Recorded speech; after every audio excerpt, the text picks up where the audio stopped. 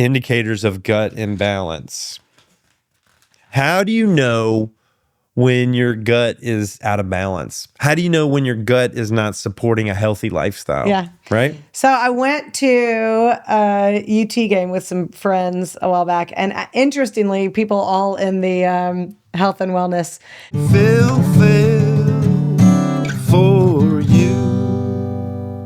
Not that this is always the case, but two of these people were males and ended up the topic of conversation on the way to the game was on flatulence. Flatulence. And there was a lot of topic, and I was like, geez, there's a lot of talk. I was just laughing, poking at it, like a lot of talk about flatulence here. And they're like, geez, Ashley, everybody farts. And I'm like, well, does everybody fart? but Everybody poops. but like, Does everybody fart? I would say probably everybody, but I also think that if it's happening a lot, to me, red flag for gut imbalance. Number one is flatulence. Well, and I'll put it together as gas and bloating. Gas and bloating. Which typically bloating is gas production, typically. So typically that bloating is coming from some gas in there. That doesn't mean that you're passing gas and burping necessarily, but typically that is often where that bloating is coming from. So gas and bloating, for it to be a daily, common occurrence for every meal, that is a sign that we might want to check your gut. So that's the first one, because generally speaking, there should not be. And that doesn't mean if you have a lot of beans or a lot of cruciferous vegetables, sure. So I think it is a natural process in the body for our body for there to be gas producing foods. But if most meals and all day that you are burping and having flatulence or having bloating. So you're telling me that beans are good for the heart, but the more you eat them, they just might make you fart. The more you fart. But not always the case. I actually truly believe that it also could just be an increase of fiber, right? So beans are very fibrous. Yeah. And so if you're not regularly eating a high amount of fiber and then you have this, 3-bean salad or something, then yeah, it probably is more fiber than your body's used to. It's also like water. Our bodies adjust to things. Fiber and water are two of the ones that I think are helpful to work up slowly, and then our body is able to utilize them at that level if we kind of work them up slowly. If you just jump up to high fiber, then it's more likely to have gas and bloating. So it's not to say there aren't things, or overeating a meal, like a Thanksgiving meal, and you eat more than there's really room for. Yeah, that could produce gas and bloating too. But that wouldn't be in every meal all day thing. And so if you are consistently getting a decent bit of gas and bloating, that's if it's not a special occasion, then that's a sign. What are cruciferous vegetables? Which ones are those? Broccoli, cauliflower, cabbage, or kale. Yeah. I eat those regularly. Yeah. But I also have gas kind of regularly too.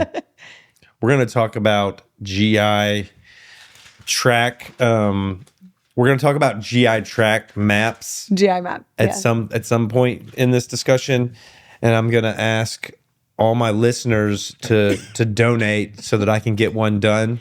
So that sorry, I'm chugging on water. Ashley can look at my GI tract. I'm doing this TV show, so I'm poor now. I'm frugal. But I'd love it if we could start a GoFundMe to pay for me to do a GI map. Yes. Because it's like $300, $500? If you've got an extra $300, $500 and want to see what my gut's like, but we'll talk about that in a little bit. But gas and bloating is the number one indicator of imbalance in your health. The first one we're talking about. Yeah, for sure. Yeah. That's absolutely one of the main ones. Will it happen because of you're eating something that you shouldn't be eating? I often wonder, am I eating too much cheese, or will those things cause bloating and gas? Yeah, so an excessive amount of any one food could potentially do it. Now, but if you're doing an excessive amount of that, kind of depends on what it is. But if you're doing, let's just say a cruciferous vegetable, you're doing like lots of broccoli. Well, ultimately your body, assuming that it's not imbalanced, will probably adjust to it. They'll adjust to that higher fiber. Because I've been doing cauliflower rice. Yeah, I love it. And broccoli pretty much with most meals, I'll either have like a zucchini, a cauliflower, or a broccoli. Yeah.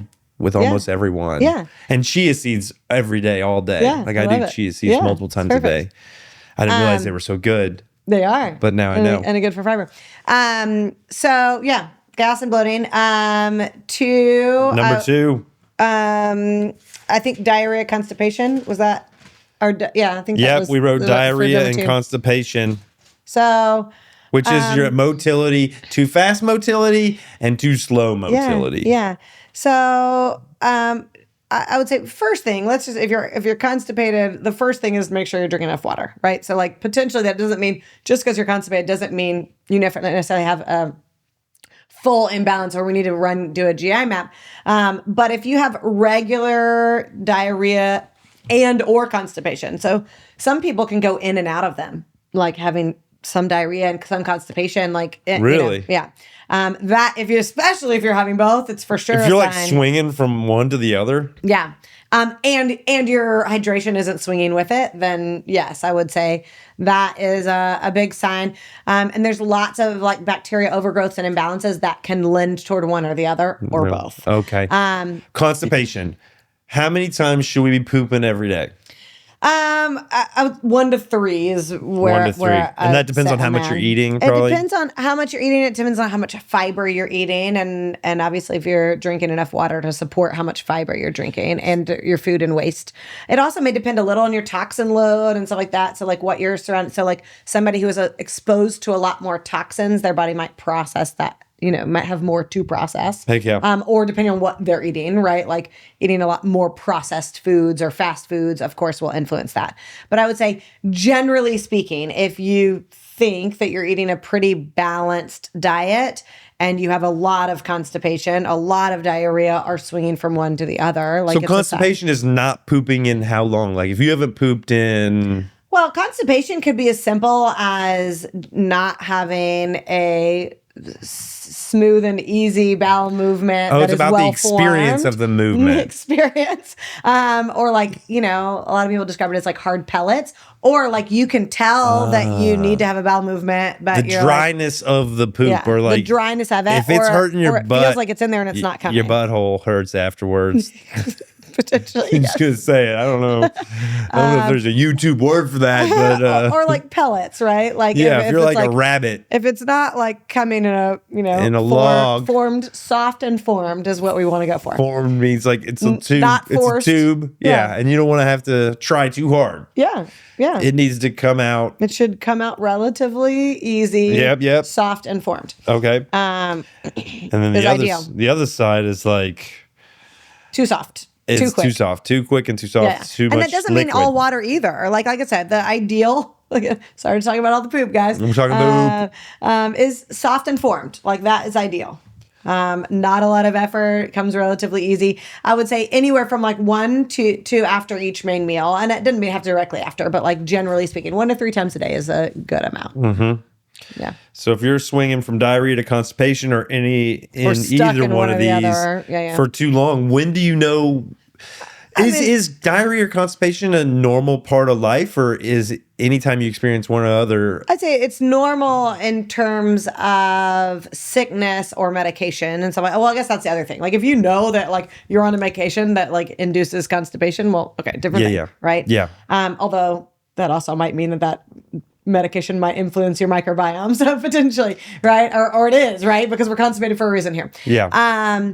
But so I think there are things, and there's also foods that are more constipating. So like bananas, and actually can be a good thing. So if you're having diarrhea, you eat a banana, that can be helpful, right? But if you're eating like bananas all day long and you don't know why you're constipated, that might be why. So, so there are foods that can be helpful for that. But I would say generally speaking, so yeah, it's a normal part, but also, you can get a stomach bug. Well, diarrhea is a normal part of a stomach bug, right? So your body's trying to get that out of there. Yeah, so our bodies, or ate bad fish or something like that. So it's a normal process in the body, or like, people who have anesthesia might be more likely to be constipated after, right? So there are and or like certain medications. So there are, I think it's a normal part of, I don't know, I'll say checks and balances of our body.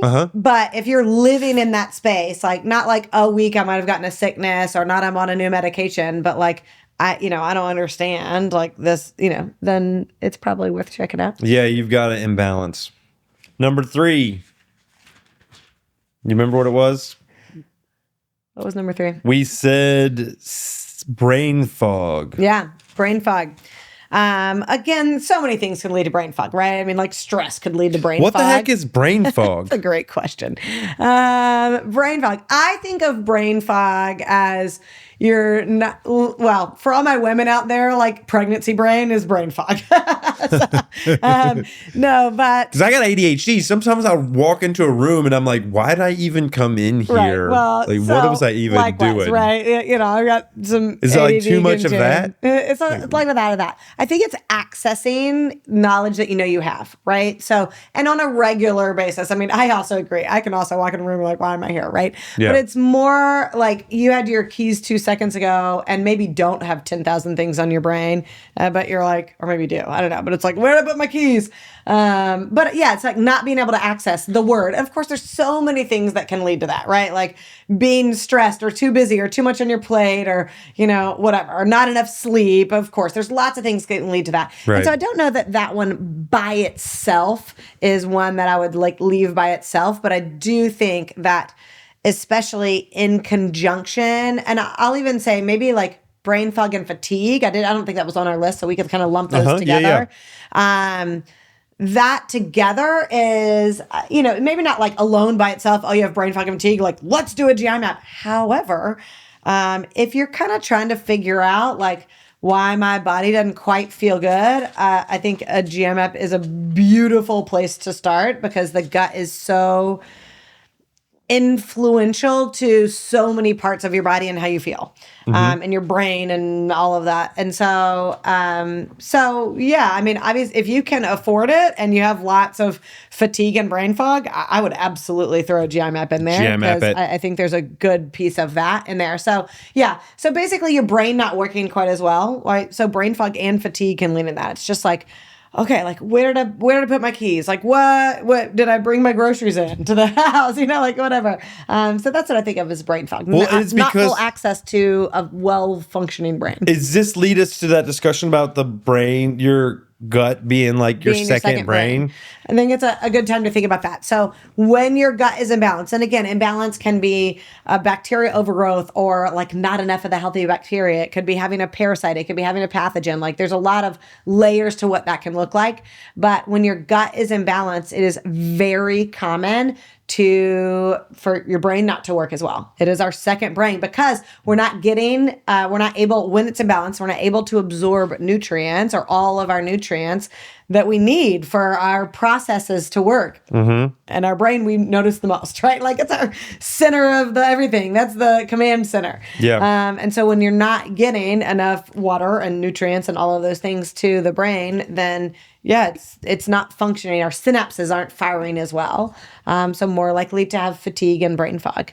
And it also more likely to have, depression and anxiety, same sort of thing. I mean, that's what they call it, the second brain. It's tied together. And so like if someone is having a lot of depression and anxiety or brain fog, fatigue, like absolutely, please do a GI map. Look at the gut. Yeah, look at the gut. I think about those detective movies where they have a gut feeling. Like the detective's like, I got a gut feeling. Or other people do. There's also the Malcolm Gladwell book, Blink, where he talks about how the body has an awareness of things before the brain does. I love that. And then I think about this documentary I saw about octopuses. They might be called octopi when there's one of them. I think they are called octopi. Octopi. How they have actually a brain in their head, but then they have brains in each tentacle. Not wild. And then I thought, well, maybe our gut is like one of the octopus's tentacles where our brain is localized there as this big mass, but then it's also out in our body in different places. Yeah. And our gut would be a great place for it. Yeah. It's like that's where we're getting a lot of input from the world. Yeah, absolutely. And, I mean, just like our blood flows through the body, like, I mean, even not in every place, like our gut flows through a lot of the body too. And so, our gut flows through the body? What you talking about? Well, just food, right? Goes through the esophagus and into the intestines, right? So I was like, obviously not as extensive as like veins. But the I'm just saying it's still, system. Yeah, it's still going through a lot of the body and influences so much of it because like without food, like we're not, our muscles aren't going to work. We have to have food. Like our brain isn't going to work. It's the building block of our whole body and our brain and everything. Yeah, it's the fuel. It's the gas. You stop giving your body food, water our and food. Start shutting down. Everything's like, no. That and like air. We need that. We need those three things, right? We need air, we need water, and we need food. Yeah. Those three things. Yeah, absolutely. Okay. So we got the brain fog / fatigue for number 3. Okay. Number 4, we said was depression and anxiety, which kind of lends ourselves to that discussion about the brain. Yeah. Yeah. And so we kind of we blended 3 and 4. So yeah, absolutely. Like I said, like when, brain fog, fatigue would also, they're all influencing the brain. And so if you want to feel better that is a piece of the mix. It's like it's like when you go to a doctor, it's more so a functional medicine doctor, but like you go to a doctor and you're like, okay, my toe hurts and my ankle hurts and my shin hurts or whatever, and I'm being silly here, but like whatever, you're listing off the things where they're gonna like put this picture together. Okay, well, if this, all right, so we have some depression and we have some brain fog and we have some gas and bloating. Well, okay, let's whatever. And again, that doesn't mean you also have gas and bloating. I would say like I have people who, and I don't remember if this was number 5, if I'm about to blend in number 5, but skin issues is another one that I think about. So if you have eczema, that is skin issues. Yeah, so if you have eczema, it's just another piece of when I'm looking at different symptoms, it tells a story. Our bodies tell a story.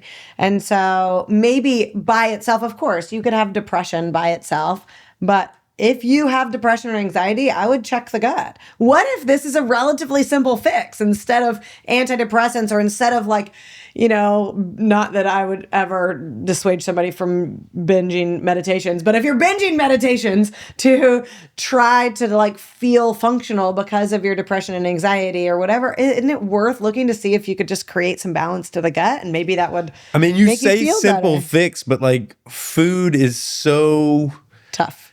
Yeah, you're saying and lifestyle pick. I want people to do it. Yeah. But I also want to acknowledge how challenging it can be to change those type of 100%. Lifestyle. And I say that lightly, like because even fixing your gut is not easy. But not only like food, like let's just say you have an overgrowth, maybe.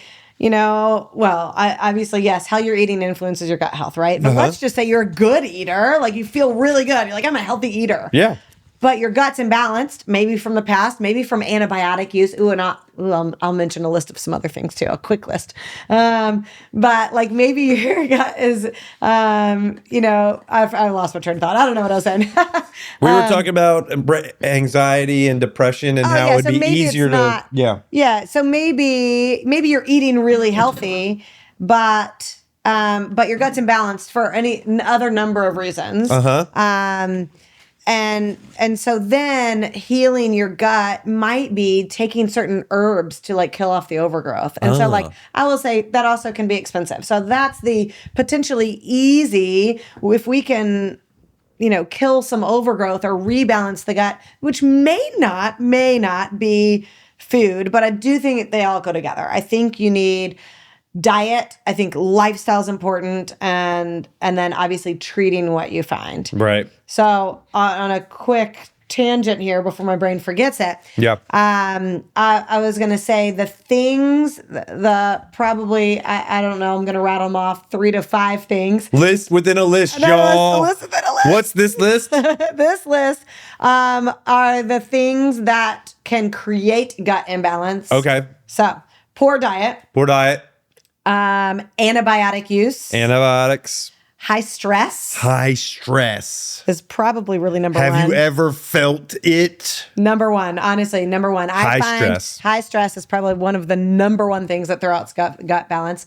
High toxin load. High toxin load, is that like drugs and alcohol? For sure, but not what I was thinking of, but absolutely. That's drugs and alcohol.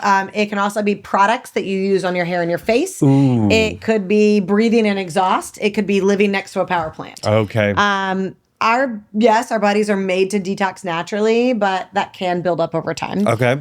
Especially if you have gut imbalance already. So, and then medical conditions. So certain medical conditions can influence gut health. So like having celiac or Crohn's disease or whatever.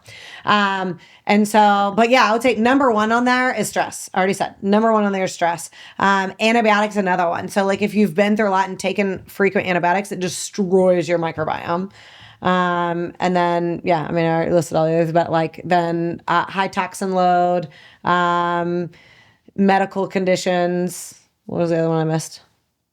I don't know. Medical conditions. That's them. Okay. Yeah. I was trying to rename the 5. So yeah. Okay. That was list inception, y'all. Blended it in. I snuck in a third list. She snuck in another list, y'all. Okay, the next one for imbalance indicators was skin. You talked about it a little bit. Yeah, I talked about it a little bit. So is this eczema? It's rashes? A lot of eczema. It could be acne. Really? For sure. Yeah, acne, eczema are probably two of them. I mean, even like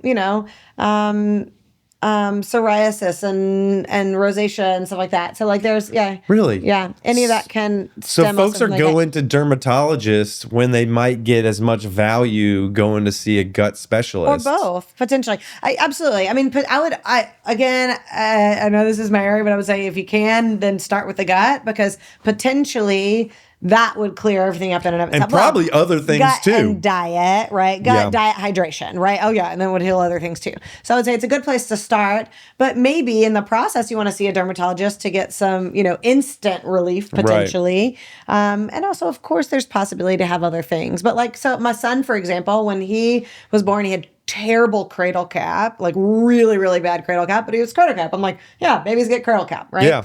And then also like eczema on his face. Well then, and this is like, I'm talking like newborn, like few weeks old newborn, and I was breastfeeding, and then I thought there were bed bugs because he had these little red dots on his body, and I'm my God. No. So I'm like, clean the room, fumigate it, there's bed bugs. Well, turns out hives on a little bitty baby look like these little bitty like ant bites. Oh my God. And so then, but as a dietitian, I'm like, okay, I literally just woke up and had 2 scrambled eggs, and that's all I ate. And then I breastfed him, and he broke out into these hives. So I was like, allergic to eggs? Let me cut out some eggs. Yeah. And so that cleared up the hives, but then the cradle cap and the eczema persisted. So then I cut out dairy. Cleared it up. Wow. So you're changing your body. Your child was the indicator of his health, but would it be similar to your health too? Do you think you have? So interestingly, after he was born, I no longer tolerate dairy. So we did do tests and he is allergic to dairy and eggs. And you probably were all along just oblivious to it? Yeah. Maybe? And then, no, that was him being, no. I tolerated it fine before I gave birth to him. And then my body changed. Another reason to hate your kids. You can no longer tolerate dairy. Kids. No, love your kids. Love your kids, y'all. No, but it's fascinating how, food. So he's allergic to that, but like this can also happen just from sensitivity. So people can get, like eczema and stuff like that just from their body not tolerating, gluten or eggs or dairy. Gluten and eggs or dairy are probably like some of the 3 common ones that we notice skin issues with. Okay. Next number. I don't know what we're on. We're on number I think we went 5. We got food sensitivity, which could be coupled with overly full with normal portion sizes. Okay, so I was saying, you're right. Number 5 for reasons you might want to get your gut checked. Yeah. If you find that you are cutting out foods, maybe because of gas and bloating, or you don't feel good, or like, I would say that, or it just, you feel like it doesn't sit very well. So you're like, oh, okay, I'm going to cut out gluten. And then I'm going to cut out dairy. And now I'm cutting out cruciferous vegetables. If you feel like there's lots of foods, you're going down this rabbit hole of all these different foods that you're having to cut out, but like, oh, but if I don't eat those, I feel great. But if we've added several to that list over time, we probably need to check the gut, because potentially if you heal your gut from the imbalance, you can reintroduce a lot of these foods that you may enjoy. A healthy gut is more able to accept different things. Yeah. And so like when it is imbalanced, it's typically more inflamed. So you have more inflammation. You have that inflammation, and then you're, and like I said, the common ones our gut can react to, I would say the top two are going to be dairy and gluten. That doesn't mean that, but like when there is imbalance, those are two of the ones I see the most of like not being able to tolerate. And then there can be other ones. I mean, and sometimes it's eggs. It could be pineapples. Like, I mean, it could be anything. And so I've had a lot of people through the years. I used to, early on in my career, I used to send people for food sensitivity tests before I knew as much as I do about the gut now. But I was like, oh, let's do a sensitivity test. Well, their gut's imbalance is coming out with all these red foods. Because of their imbalance. Because they're imbalanced. And so now, that's not to say I never do food sensitivity tests, but I will start with a GI map because if we can heal the microbiome and rebalance the microbiome, then a lot of times they can reintroduce a lot of these foods. And so that's, then if we've healed the gut or the gut looks beautiful or whatever, then sure, there might still be foods that you're sensitive to. That's possible. But a lot of times sensitivities come from a bigger root issue. Okay. And then number 6 is this overly full with a regular portion. Yeah. So, or even overly tired. But yeah. So let's just say you had like a yogurt and you're just like, ooh, I just feel like I ate a lot. Yeah. Or overly tired after you eat a food. That usually is a sign of imbalance. Or in general, just all foods. You just feel like you have a small portion and you're like, you're not able to eat more than like 1,000 calories a day or something. Or just not hungry. And let's say you're trying, making a meal. I'm not saying that people who like forget or stressed or something, but you make a meal and you're just like, yeah, that's really all I have room for. Well, that to me is a sign that our gut's imbalanced. Like you should be able to eat your maintenance calories relatively easily. Right. Like, I mean, your body should want that.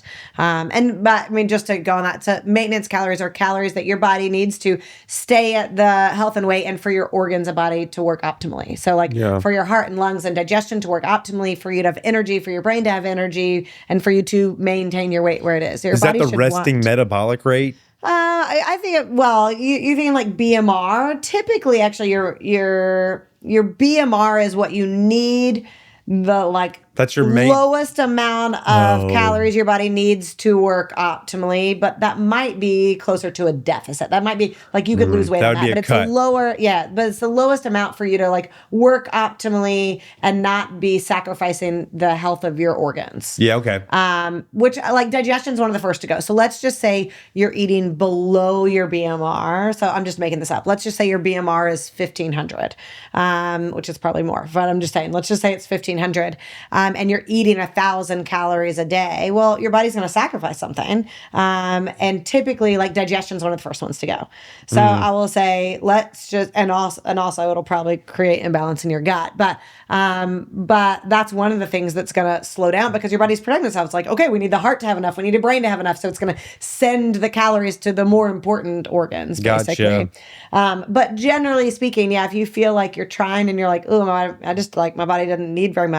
Well, your body should want enough calories to maintain where it is, assuming that you're at a, relatively healthy weight. Yep. That's our second list. Yeah.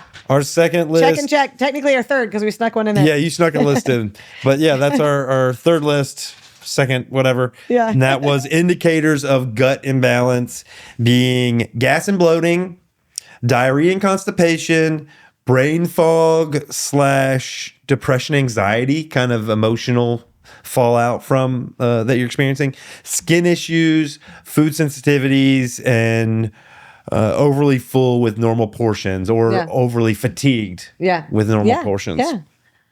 That's our second one. I love it. And then our list within a list, which were things that can throw your body out of balance, your gut out of balance. Yeah. And that was stress, antibiotics, Yeah. So I'll rewind and then I'll name them. I was going to say it's often things that, so when I talked earlier about protections, so I talked about those cell junctions. These are things that can open up those cell junctions so bigger molecules come or can influence that mucosal layer. Okay. Right. So stress, antibiotic use, poor diet, high toxin load, and medical conditions. Yep. That was the other list.